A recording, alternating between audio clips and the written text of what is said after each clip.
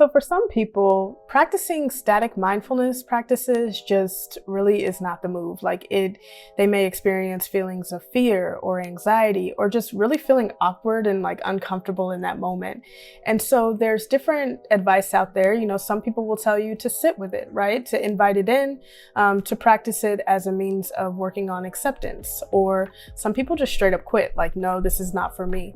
And so in my experience working with my clients, I will say honestly that especially in the beginning phase of trying to share these practices with someone, that telling them to just sit with it has not been the best option for many of the people that I work with.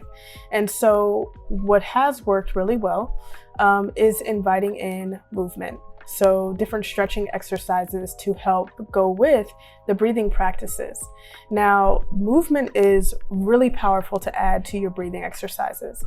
When we experience things like stress and trauma, those different experiences are actually stored not just in our memories, but also in our bodies. So you'll hear me say a lot, our issues are in our tissues. So what can happen is when we experience lots of stress, that the energy that we experience from that, all of that adrenaline and things like that, these different experiences get stored in our body. And we may have excess energy, we may have extra tension in different parts of our body. And so what movement can do is it can actually help us to dissolve some of that stress and tension that's sitting in the body.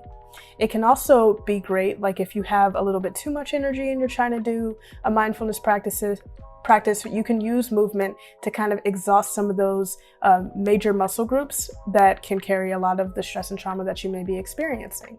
So we can fatigue those areas so that we can get into potentially better position for us to be able to relax, okay? The other thing with movement is that it's a great distraction point. So it's bringing something else into the practice. So now, not only are you focusing on your breath and listening to the guidance of whatever practice that you're doing or whatever you're focusing on in that moment, but you're also bringing in some type of movement now, so that you are now focused on three things. And when you're focused on all three of those, it's really hard to get distracted by a bunch of other things. So I just love movement so much with the breathing practice, but that may be something that you consider. So if you find yourself that trying these different practices, you really want to try these different things, but you just feel a little bit you just got to add some movement in there. A couple things that you can do is adding something like shoulder movements in there, or opening and closing your hands. So it might be that every time you hear the words breathe in or inhale, you breathe in and your shoulders come up towards the ears. And then as you breathe out, your shoulders drop back down. Or maybe it's breathe in and you open up the fingers, and as you breathe out, you ball your hands into a nice tight fist, okay?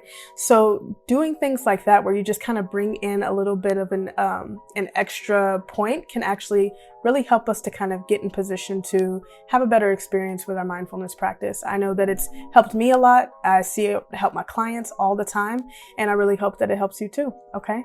So create a great day, and I'll talk to you soon. Bye.